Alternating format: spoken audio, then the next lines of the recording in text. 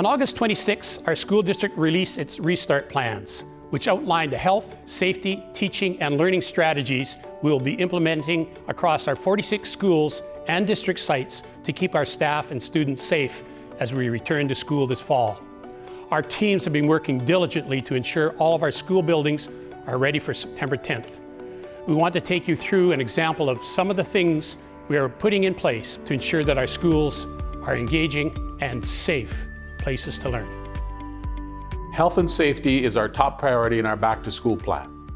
Many strategies will be implemented in our district this year, like consistent learning groups, strict illness protocols, increased hand hygiene, and increased cleaning schedules.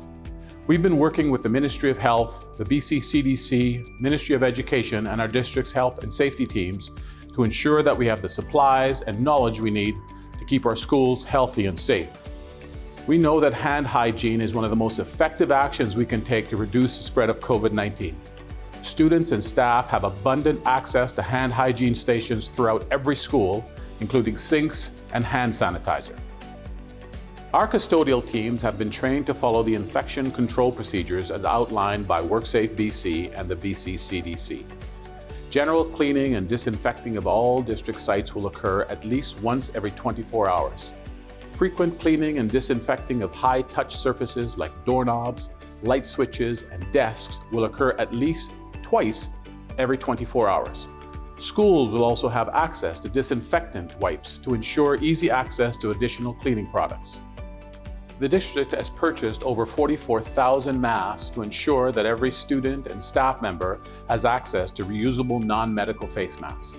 Staff and students will not be required to wear a mask all day, every day, but they'll be prescribed for use at the middle and secondary school level where physical distancing cannot be maintained in designated areas. Following Labor Day, we'll be conducting staff training during orientation week, where staff will have a chance to familiarize themselves with the new school processes and develop plans before our students arrive. While our buildings are open to students and staff, we are asking that all members of the public make an appointment before visiting us in person. This includes parents and guardians. Appointments can be made by contacting your child's school. All schools will have staggered start times or specific entrance and exit zones to support physical distancing measures and to limit the number of learning group interactions. This will also be the case for recess, lunch, and class transition times. Bell schedules will vary, so please check your school's website before September 10th. All sites will use a variety of visual cues to help indicate traffic patterns. Schools may use arrows, standing dots, or other various floor markers to help students maintain physical distance and understand traffic patterns within the school. Water fountains will be open and available for use. Students and staff are encouraged to use personal water bottles and should practice hand hygiene before and after use. Schools will also have measures to promote physical distancing in spaces where students often gather, such as foyers, learning commons, or T-intersections in hallways. Throughout the school year, we are committed to providing meaningful and engaging learning opportunities for each student. Elementary and middle school students will be in school full-time 5 days per week.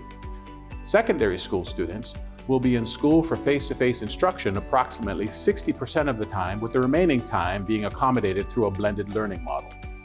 Students enrolled in the transition program will have different schedules. As we have noted, students will be in place in learning groups with limited sizes. In Stage 2, members of the same learning group or cohort must minimize physical contact. Those outside of a learning group must practice physical distancing when interacting with members of the cohort. Mental health and well-being will be a strong focus for us this year. We'll be partnering with our DPAC and other community partners to offer virtual sessions for families. Additionally, we'll be building a website to provide families and students with various resources. Things will look different and things will be different, and the weeks ahead will be challenging as we learn new ways of working and learning safely across our community. We have every confidence in our district and our families to pull together to deliver on our commitment to a safe and engaging education for our children.